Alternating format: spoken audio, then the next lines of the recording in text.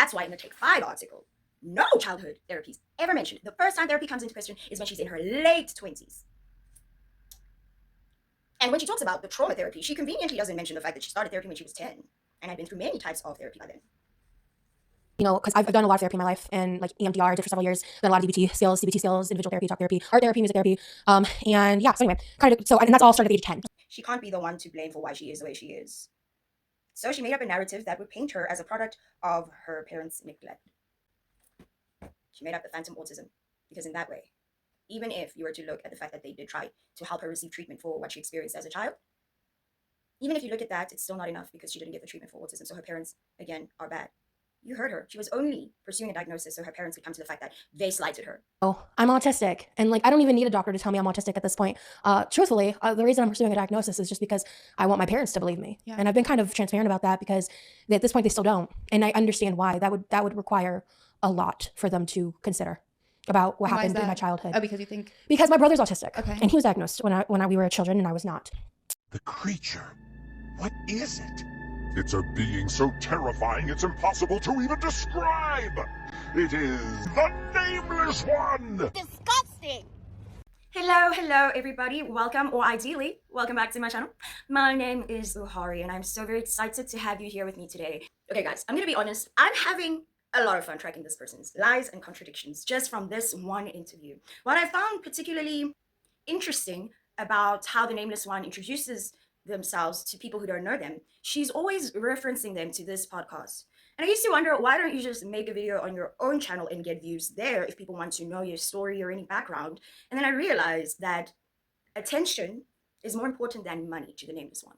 And being on a platform that has as many subscribers as the We're Insane podcast has, and being in a portion of the internet where people aren't 100% aware of who she is, there are a lot of positive comments on that video. So I understand why it is a more favorable place for people to get an introduction to her. But she has a problem. She spoke for way too long and told a lot of contradictory narratives, and we're going to get into it today. Before I get into this video, I want to make it abundantly clear that I am not questioning whether or not this event happened. I 100% believe that it happened, and I am sorry for the young girl who experienced it. Not just because she didn't deserve to have what happened to her happen, but her older self really let her down in terms of what her life could have been like if she took advantage of the opportunities that she was given to be able to heal from this. So it's a two-way sadness. But yes, today I am not going to be questioning whether or not it happened. I'm going to be showing just how manipulative the Nameless One is with how they frame a narrative. The narrative has to provide the fullest extent of victimhood. It cannot have anything other than the most concentrated version of victim that can be found. See, victimhood is the core of the Nameless One's personality. It is the core from which they pull their power. And the biggest thing that they do is they keep highlighting things that happen to them that are traumatic without mentioning every opportunity they have had to heal. Going into analyzing this interview, by going through the transcript, I didn't expect for it to be such a wealth of inconsistencies and contradictions. I want to read a particular paragraph from the article she wrote and submitted to the Australian tabloid in 2023 called Take 5. I am going to read this portion from the tabloid, then we're going to watch a clip I've compiled together, and then I'm going to dig into it and feed you like the Nameless One's lover, Remy. Lee, his name is Lee. Nah. No. You can't come with a fire-ass name like Remy and then take it away from me and give me Lee. In the Take 5 article, the Nameless One writes, "In my late 20s, I saw a trauma therapist. You have PTSD from the abuse you suffered as a child, she told me, but I can help reduce its impact. She used a form of therapy called EMDR to unlock traumatic memories, helping me process them in a safe environment." Put a pin in this because it's important. So just to make sure we get what we get here, the Nameless One claims that it wasn't until their 20s that they were diagnosed with PTSD from the abuse they suffered as a child, and they used this therapy in their late 20s to unlock traumatic memories. Now that we have that, I'm going to play a video for you and I will then come back and we will talk, then we'll analyze, and then we'll watch it one last time. Oh, I'm autistic. And like, I don't even need a doctor to tell me I'm autistic at this point. Truthfully, the reason I'm pursuing a diagnosis is just because I want my parents to believe me. And I've been kind of transparent about that because at this point they still don't. And I understand why. That would require a lot for them to consider about what happened in my childhood. Oh, because you think? Because my brother's autistic. Okay. And he was diagnosed when we were children and I was not. Essentially I was molested when I was 6 years old. And that's kind of the foundation of what ended up turning into my CPTSD, which is basically the same thing as PTSD, but complex. So there's some more added symptoms to it. And it's generally towards people who either have like extreme early childhood trauma, most commonly sexual trauma. Okay. And there's just some like additional, nuances to that kind of PTSD wherein you basically had like a lifetime of trauma that's accumulated. And so he lived with us for 6 months and ultimately he ended up getting kicked out when my mom like walked in on him on top of me, I guess.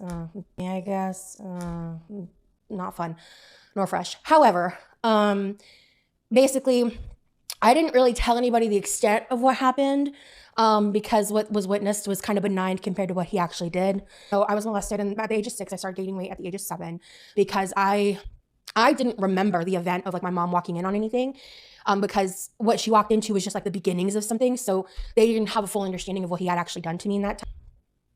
I didn't remember the event of like my mom walking in on anything. Because I've done a lot of therapy in my life and like EMDR I did for several years, done a lot of DBT skills, CBT skills, individual therapy, talk therapy, art therapy, music therapy. So anyway, and that's all started at the age of 10. So what triggered my inquiry with the narrative that the nameless one was placing was the fact that I felt like they were positioning themselves in a position of maximum victimhood. Something that is interesting with the Take 5 article is that after all they're talking about the being bullied and then being groomed into feederism, the nameless one says, and then they started therapy and they unlocked memories of childhood trauma. Trauma that she had already disclosed to a friend at 16 and a therapist and her parents at 18. You heard her say that she remembers things, she remembers the event, and that's how it's told on the World Insane podcast. But when we get to the Take 5 article, she says, and then when she was in her late 20s, she started seeing a trauma therapist. When we're in the World Insane podcast, the nameless one says that they started doing therapy when they were 10.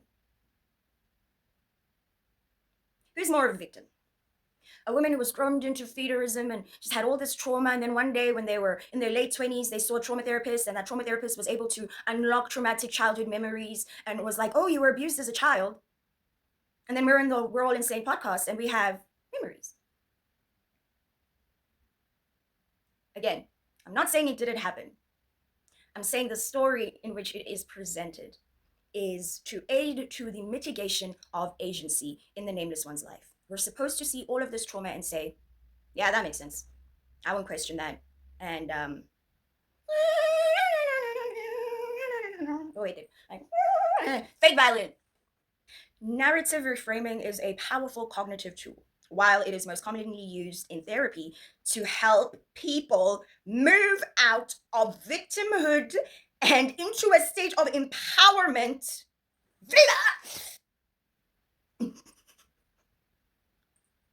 I'm going to speak as dramatically as the nameless one does. The same mechanism can be used, often unconsciously, to reinforce or deepen a victim identity. Notes to the side. A victim identity in the mind of the nameless one is supposed to achieve the same outcome as a self-defense plea does in a court case. I was defending myself, and although my behavior is socially and societally reprimanded, terrible, one thing you should never do, the circumstances in which I was in pushed me to this. This isn't who I am. This isn't me. I was placed into this position against my will by someone else. And I had to enter into a mode of self-protection. Therefore, I did this antisocial thing to save myself. And then the courts go, yeah, would have done the same thing. So sorry you have to go through that. But when it is clear that it is self-defense, society accepts, and the person isn't burdened with the stigma of being a murderer. In the same way, the nameless one doesn't want to be burdened with the stigma of the actions that they commit, and thus victimhood. When an individual reconstructs their memories to emphasize victimhood, they are engaging in a specific form of meaning making that prioritizes the role of passive sufferer over that of active agent. Well, that's just what I said, but I guess I could have just kept on going. Thank you so much for being here with me today. I needed this, I really did. Mechanisms that strengthen a victim narrative. If an individual consistently reconstructs their memories to solidify a victim identity, they typically employ several of the following psychological processes. Okay, this one is the biggest one. External locus of control. The narrative is reconstructed to emphasize that life events are solely the result of outside forces. Hi, my name is, I was molested when I was 6 years old. I have undiagnosed autism that wasn't treated. I was groomed by a stalker, and I had all these terrible things done to me. My ex's family hated me. Oh my god, terrible things, goal world, and I can't do anything about it. So the narrative is, again, we're just going over external locus of control. The narrative is reconstructed to emphasize that life events are solely the result of outside forces, people, systematic issues, or fate. By attributing all causality to others, the individual absolves themselves of agency, which paradoxically feels safe because it removes the burden of personal responsibility. Does this sound like anybody we know? Confirmation bias in memory. The brain is highly efficient at cherry picking evidence. A person so entrenched in a victim narrative will unconsciously filter past events to recall only the moments where they are slighted, ignored, or harmed, while suppressing memories of their own power, choices, or successes. Here, a person entrenched in a narrative victim narrative will unconsciously filter past events to recall only the moments where they are slighted, ignored, harmed. When the nameless one retells the story of what happened when they were 6 years old, they say that their mother walked in on them, but she doesn't remember that. She says, I guess. And the reason she wouldn't want to remember that is because, again, it puts her in a position where her mother does know what happened. It wasn't a question of her suffering with this her entire childhood in secrecy, and her mother did respond in the way a responsible, loving parent would, which is taking away the danger. I think a lot of us know of so many cases where family members are just allowed to stay and children are just dismissed. In this case, the mother was there, but she doesn't remember that, but she does remember that what happened, what her mom saw was benign compared to what actually happened. So do you see how, again, the thing happened, yes, but when she retells it, all of a sudden, it's like, the parts that reflect my parents well, that show their support, they didn't happen. All that happened was me suffering alone. Editing Uhari here, it is at this point I was able to understand the core of the problem I have with the Nameless One's narrative, and that is she completely negates the efforts her parents went to in order to help her heal. When we look at somebody like Amberlynn Reed, whose parents were drug addicts, somebody who was in and out of foster care, they did not have parents who cared for them. She was not in a position where she could heal at all. And I'm not justifying her state in life. I am saying that the Nameless One wants to position herself in the same position as people such as Amberlynn Reed. Man, do you know how many people wish they had parents who cared? Catastrophizing and globalizing. Oh, catastrophizing. Oh, I remember when the Nameless One was too afraid to go outside because of ice. Oh my God. She's like 600 pounds. White as all hell. But she blamed the fact that she didn't want to walk on agoraphobia and what was happening. Everything's a catastrophe to her. Except when there's dick in the horizon. What's that I see? Okay, so catastrophizing and globalizing. Minor negative effects are relabeled as evidence of a larger pattern of persecution. Oh my God, doesn't this sound like the gang stalking that came from somebody just putting pictures at, like, far away from whence they saw them in a convertible? I mean, she's hard to miss. Somebody posts those pictures, all of a sudden she's being gang stalked. They call a wellness check to their house, and all of a sudden it was timed. When something happens, it's not enough. It has to be bigger. Okay. Moral superiority. In some cases, the victim role is maintained because it grants a sense of moral standing. By being the one who has suffered more or wronged by the world, just because I wasn't a victim of Stefan doesn't mean that I'm not a victim of sexual assault, and it doesn't mean that I don't belong in the dock. Just because I'm not a victim of Stefan does not mean I am not a victim of sexual assault and exploitation in my past. Just because you may not understand why I'm in the dock does not mean that I don't have a right to be there. Yes, by being the one who has suffered more and being wronged by the world, an individual may feel entitled to a specific social status or position of being beyond reproach, making it difficult to give up the identity. Okay, so what are the consequences of the victim identity? We're looking at it, we're watching it. But if you want to get a little more technical, I guess we can read this. The consequences of the victim identity is that you stay in that position for the rest of your life and you don't get better and you miss out on so much, because healing is possible and it is fun and it is beautiful. That's, oh yeah, but I'll read this anyway. When this narrative becomes the primary framework of one's life, the psychological and social consequences can be significant. So we're going feature and impact on the individual. Feature, emotional state, often characterized by chronic resentment, anger, or sense of hopelessness. Problem solving. Reduced capacity to navigate challenges as the focus is on why it happened, blame, rather than how to change it. Oh, I'm autistic. And like, I don't even need a doctor to tell me I'm autistic at this point. Truthfully, the reason I'm pursuing a diagnosis is just because I want my parents to believe me. And I've been kind of transparent about that because at this point they still don't. That honestly, so like that summarizes the nameless one. That is who they are. Social dynamics. Relationships can become strained. The narrative may alienate others and encourage codependent patterns. Like when people get things for you and do things for you. When you've got everybody broken down to the point where even your mom and dad just do what you tell them to do. Then self-efficiency, a decline in the belief that one's actions can produce desired outcomes, leading to learned helplessness. I think all of this is just a terrible place to find yourself in, because you are essentially acting like you are paralyzed in your own life, but you're not.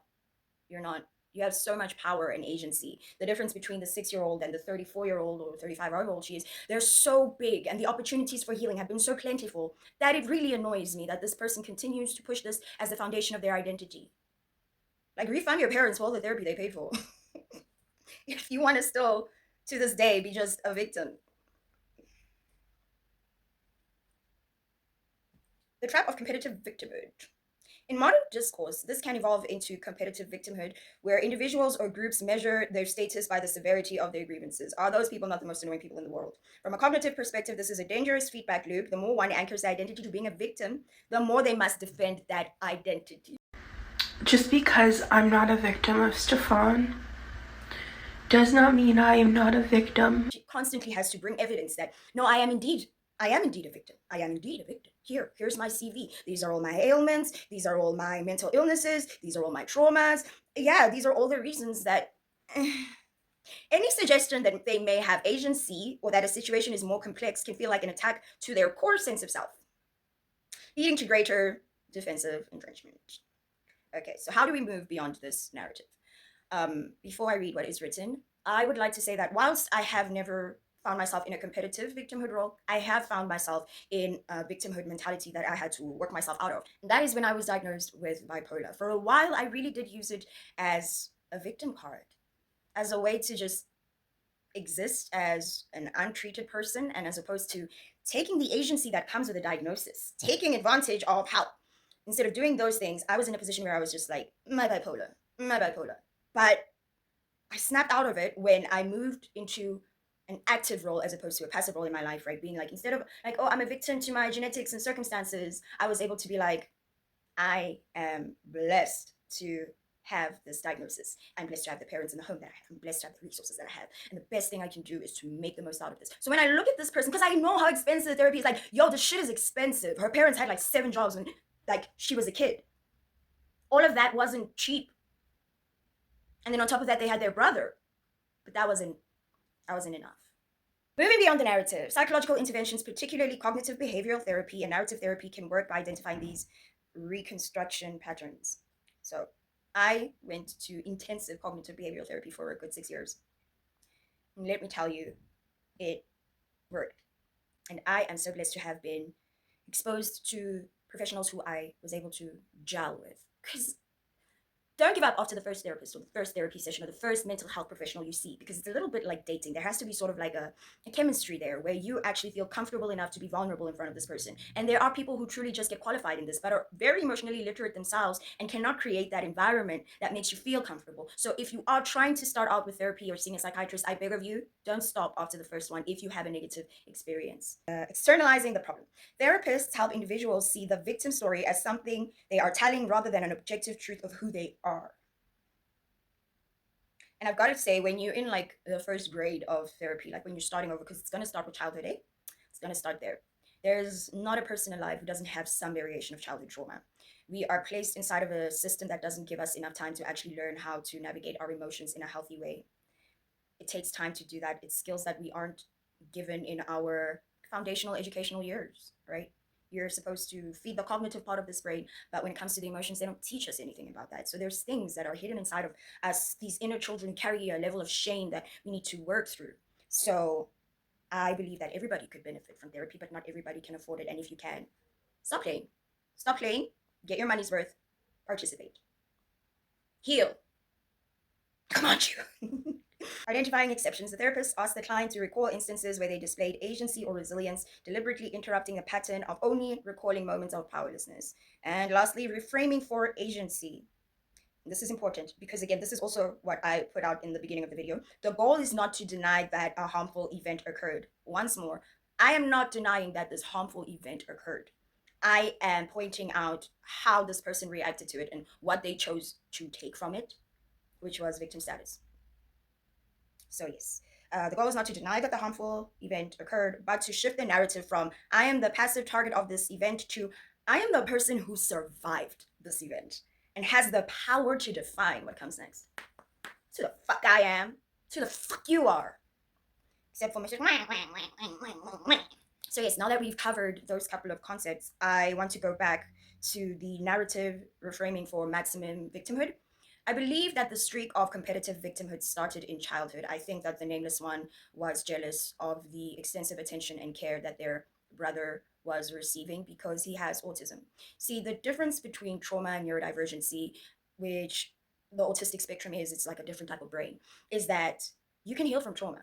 But with neurodivergency, it's about learning how to adjust to living in a world with other people when you have different needs, when you have different inclinations, when you have a different communication style. So it's not something that's static. It's something that can be continuously moving, right? Especially when you have a child and they're experiencing symptoms for the first time and paying attention to it and trying your best to make sure that this child of yours has a fighting chance in this world that is so different that it cannot accommodate this divergence of neurness without seeing symptoms that look so divergent from how we're used to as something that is an illness. I believe that competitive victimhood came from there. That is why the nameless one is like, she doesn't think that her parents believe her autism diagnosis, because if they do believe it, they will have to own up to the fact that they didn't give her enough attention growing up, that they didn't help her, and they're the reason her life looks the way that it does. And her brother is different because he actually got the attention that he needed, but she is the way she is, and that's why she wants this diagnosis. So she has something on paper that can say, hey, this is proof you neglected me. This is proof you didn't give me enough attention. This is proof that I was more of a victim than my brother because he had autism, but he was treated. I had undiagnosed autism and I had this really traumatic event happen to me. Therefore, I am more of a victim. I should have gotten more attention. And even when she is dealing with other people, she also, again, exists within this narrative of trauma being currency or power to advance socially. It's a weird thing, but it is. The cognitive mechanism of competitive victimhood. At an individual level, competitive victimhood is an attempt to use one's own memory as currency for self-validation. I was like, woo, go, you scientists, y'all be thinking on everything. And I just have to sit here and read and get interested and learn. Do you know how amazing this world is? People have to go to like a library. I'd have to go outside. Ugh. But now I'm learning. I love the future. Number one, identity anchoring through negative primacy. The human brain is naturally biased towards negative information, the negativity bias. When somebody builds their identity around their status as a victim, they perform a constant internal resorting of life events. The process. Memories are not re-indexed by how happy or successful the moment was, but by how wronged the person was. The result. The narrative becomes a filler. If a neutral event occurs, the brain undergoes a process of force interpretation to frame it as a confirmation of their status. If an event cannot be framed in that way, It is often discarded from the narrative core because it threatens the coherence of a victim identity. Again, later when the victim one, when the nameless one is recounting the story of their mother walking in on them, they minimize the role that had in order to maximize victimhood. So yeah, that's why that she doesn't remember it, like that part. That is the part of it is discarded. It is often discarded from the narrative core of the self because it threatens the coherence of the victim identity. Number two, emotional regulation and suffering credit. That is the currency that the nameless one uses, suffering credit. Just because you may not understand why I'm in the dark does not mean that I don't have a right to be there. Psychologically, the brain often uses the severity of past trauma to self-soothe or regulate the self. The logic. If I've suffered more than you, then I'm entitled to X, the function. This functions as an internal lever. By comparing one's own mental leisure pain against other people's, the individual seeks an external acknowledgement that they are right. When the acknowledgement is withheld, it is not merely a social agreement. It is experienced as a psychological injury because it invalidates the internal structure the person has used to survive their memories. Oh, I'm autistic. And like, I don't even need a doctor to tell me I'm autistic at this point. Truthfully, the reason I'm pursuing a diagnosis is just because I want my parents to believe me. And I've been kind of transparent about that because at this point they still don't. And I understand why. That would require a lot for them to consider about what happened in my childhood. A protection against cognitive dissonance. Competitive victimhood is a potent defense mechanism against vulnerability. Admitting that another person's pain is comparable or legitimate threatens their specialness. If the mind accepts that another person has a valid claim to victimhood, the individual's own claim feels diluted. This causes a state of cognitive dissonance, which the brain resolves by escalating the intensity of one's own narrative, effectively creating a feedback loop where the individual must feel and report more pain to maintain their sense of self-worth. Does any of this sound familiar? Number four, the agency gap. There is a specific cognitive trap here, the externalization of agency. By focusing on the size of one's suffering, the individual avoids the psychological discomfort of examining their own choices. I am 600 pounds, not because of my choices, but because I'm a victim. I never stood a chance. I'm just a victim with undiagnosed autism and parents who didn't give me enough attention, and they don't want to come to terms with that because then they would have to take accountability for the fact that they're the reason I am the way I am. But the truth is, she doesn't want to accept the fact that she doesn't have autism because she doesn't want to accept the fact that she is the reason the way she is.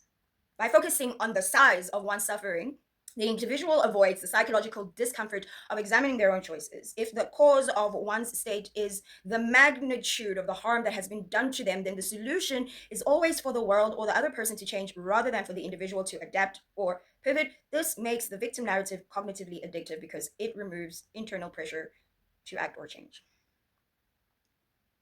Why the mind clings to this? From a purely psychological standpoint, this behavior is a response to a threatened identity. When a person feels their sense of self is fragile, they look for proof of their existence and importance. Since being a survivor is a powerful high-stakes identity, the mind naturally tries to maximize it. The competition isn't actually about the other person. It is an internal battle to preserve the only narrative framework that the person feels has kept them safe or validated. I have no doubt that experiencing what the nameless one did as a child has been a difficult thing that they had to navigate, but I can tell you without a doubt what happened to them when they were 6 years old is not the reason their lives looks the way it does, because they have had so much access to help. You know, because I've done a lot of therapy in my life, and like EMDR I did for several years. I've done a lot of DBT skills, CBT skills, individual therapy, talk therapy, art therapy, music therapy. And yeah, so anyway, and that's all started at the age of 10. They have taken that and used it as a justification for being endlessly passive, knowing the power that comes with that kind of pain societally. Now that we see all of that context, I would like for us to watch the video again. And then after watching the video, I'm going to be going into the contradictions. Oh, I'm autistic. And like, I don't even need a doctor to tell me I'm autistic at this point. Truthfully, the reason I'm pursuing a diagnosis is just because I want my parents to believe me. And I've been kind of transparent about that because I don't want help. I want my parents to feel bad. Every encounter is never to get help. At this point, they still don't. And I understand why. That would require... Okay, the nameless one says they understand why that would require them to take accountability, blah, blah, blah, well, something to that effect. But no, The reason why is so very simple, and that is somebody cannot self diagnose themselves with something. And when somebody has seen multiple mental health professionals who have not given the diagnosis, then the parents have absolutely no reason to believe her delusion. Her parents are currently evil in this narrative because they don't believe her delusion. A lot for them to consider about what And why is happened in my that? childhood. Oh, because you think. Because my brother's autistic. Okay. And he was diagnosed when we were children and I was not. Essentially I was molested when I was 6 years old. And that's kind of the foundation of what ended up turning into my CPTSD, which is basically the same thing as PTSD, but complex. So there's some more added symptoms to it. And it's generally towards people who either have like extreme early childhood trauma, most commonly sexual trauma. Okay. And there's just some like additional, nuances to that kind of PTSD, wherein you basically had like a lifetime of trauma that's accumulated. And so he lived with us. A lifetime of trauma that's accumulated. That lifetime of trauma is what she's really going for. She doesn't want a span of time where something traumatic happened. It has to be a lifetime.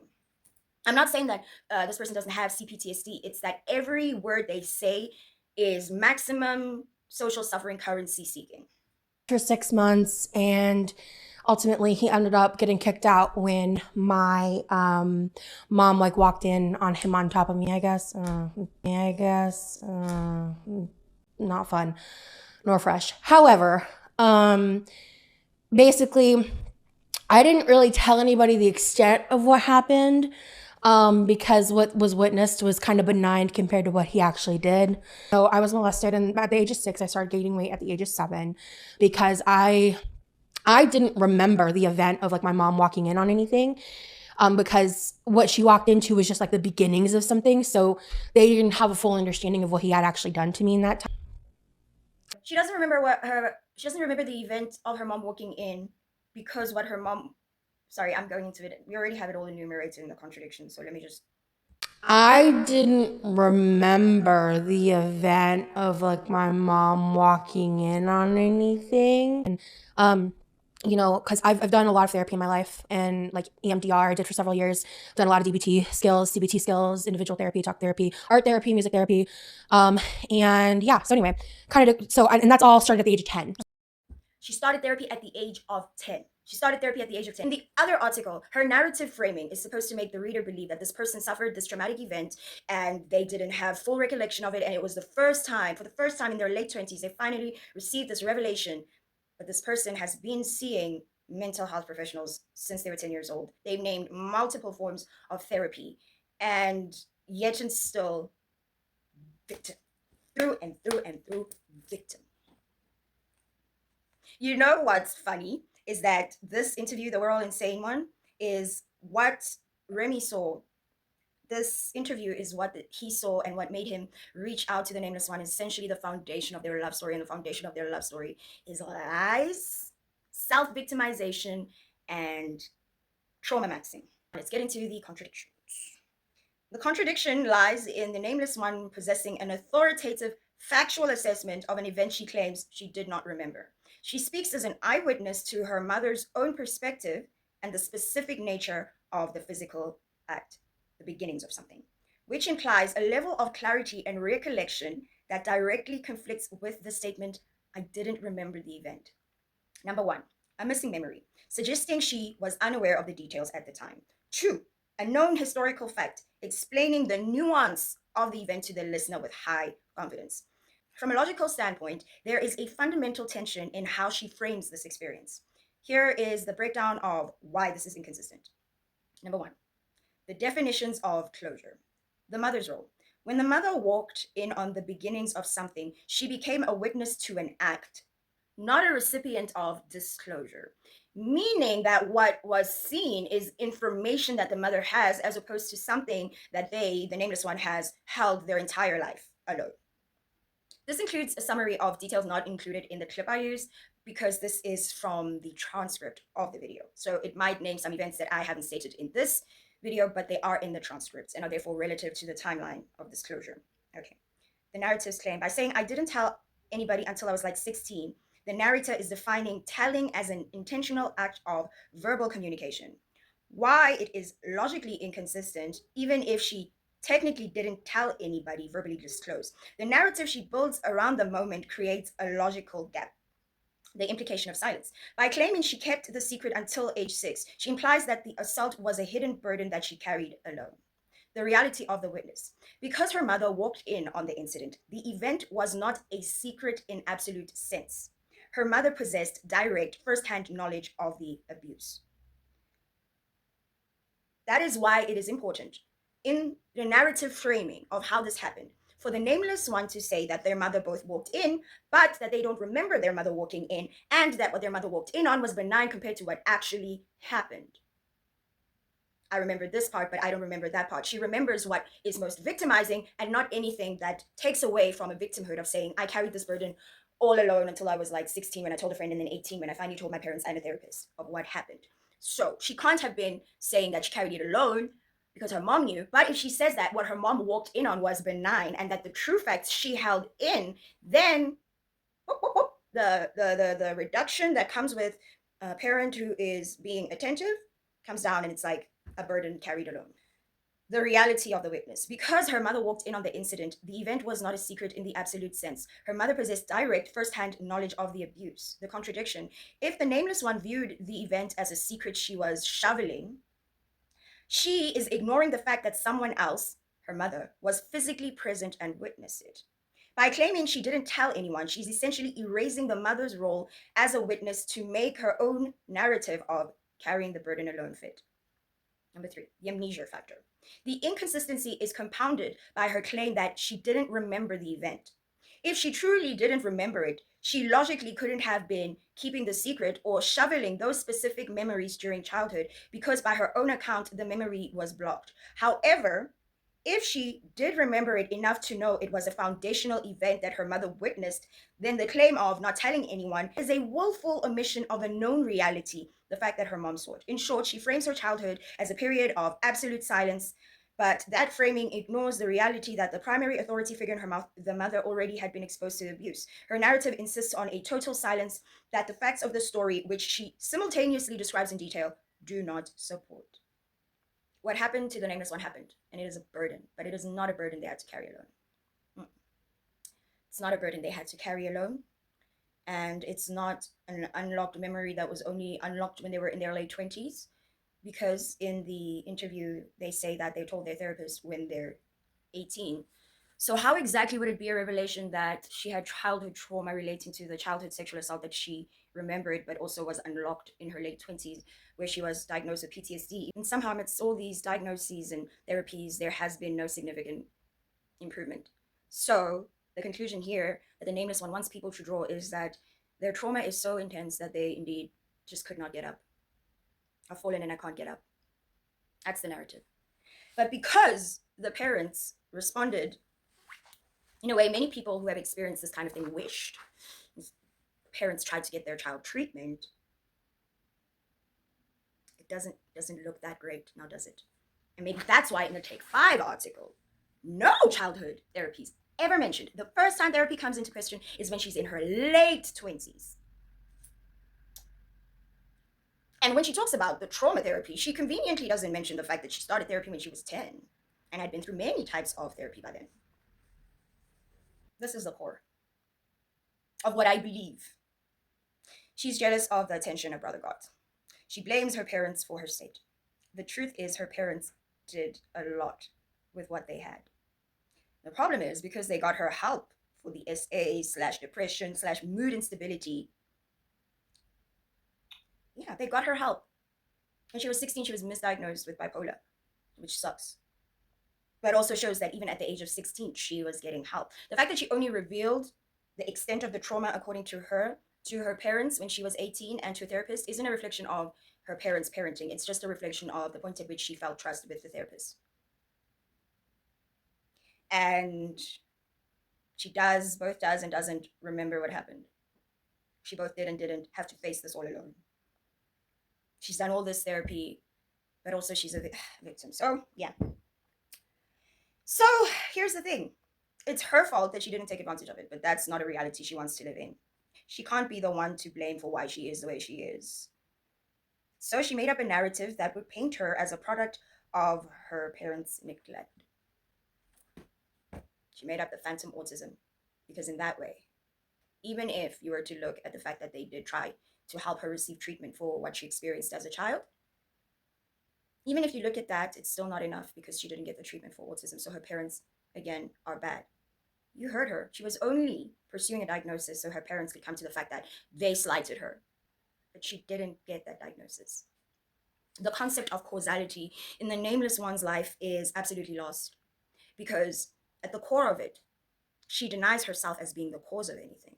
When she finds anything that could justify her state of life, and not only that, make people feel sorry for her, somehow be a victim and a survivor, which she did try to do in the Take 5 article. She gave all the trauma and the therapy to say that she was doing good, she was boxing, she was getting healthier, but it never happened. It didn't happen, and so nobody was interested because you can only be a victim for so long before society is just like, yeah, nobody's sorry for you anymore. I'm sorry that happened to you as a child, but you've had more opportunities than most to heal from it, and you refuse to do so. You hurt people and you harm people. You hurt yourself and you harm yourself, and your life isn't getting better because you refuse to admit that you're the reason it looks the way it does. The day I said, yeah, I'm the problem, wow, did life change. Life changed for the better. And I guess what makes me so passionate about truly tearing apart this victim narrative is I want people to know that healing is possible and therapy works. Don't look at people who've been through a lot of therapy and be like, yeah, well, therapy doesn't work. No. It's the same with people who are like, oh, I did every diet, I've tried everything, but I can't lose weight. Have you tried self-control? Have you tried self-control? Because you can lose weight eating fucking anything if you move according to the numbers. Have you tried saying no to yourself and meaning it? No. But you've tried every diet. You haven't truly tried anything. You haven't tried self-discipline. And because of that, you're still the way that you are. And this is evidenced by the fact that when liquid self-discipline was created in the form of semaglutides, I call it liquid self-control because it's like, yeah, stop eating. So it's like, okay, I like it. Yeah. God damn it, if you have access to those tools, run for it. Use it. Make your life better, because the nameless one did. They took Wegovy and they lost some weight and they were doing really well, and then I guess they fell back into the victimhood trap. And I hope that's not something that happens to you. So yes, thank you so much for being here with me today. I would like to say, if it wasn't clear, I am not saying it didn't happen. I am saying that she's downplaying the level of support she got. And she is trying to make herself to be the most victim she can be. And she is a victim of her parents being attentive, I guess. Please check out my Patreon, where I have videos that are not on my channel. I am uploading the video where I talked about the gaps in the narrative of the nameless one being groomed into feederism that come from the World Insane podcast. I removed them from either channel, a couple of other Rosie videos that are on my Patreon. So please check that out if you want to. I wanted to start over on this channel so I can go chronologically. So I don't know what I'll be talking about next, but it will be from the past. But thank you so much for being here with me today. Thank you for listening to me talk. I hope that you have an awesome rest of your life and make the most of the help that you have. And reach out to the people in your life. I think many people feel like they're burdens, and I find that that's a feeling that usually follows how people were raised to feel about themselves. Like if you had caretakers who made you feel like you were a burden, you may start to retreat into yourself. But whenever people lose the battle to depression and in their own lives, the people in their lives are hurt, especially those who had no idea of what was actually going on and feel like they could have helped. And for that reason, I'm begging you, ask for help. Give people the chance to disappoint you. At least you tried to reach out for help, but ask for help, because you're not a burden. Unless you're the nameless one, in which case, don't watch my channel. These videos are not for you. You will subscribe to my channel. You will subscribe to my channel. Did it work? Tell me it worked. You will join my Patreon. You will put on your notifications. You will heal. Please. The best version of yourself is behind the excuses that you're making. Just because I'm not a victim of Stefan does not mean I am not a victim of sexual assault and exploitation in my past. Just because you may not understand why I'm in the dock does not mean that I don't have a right to be there.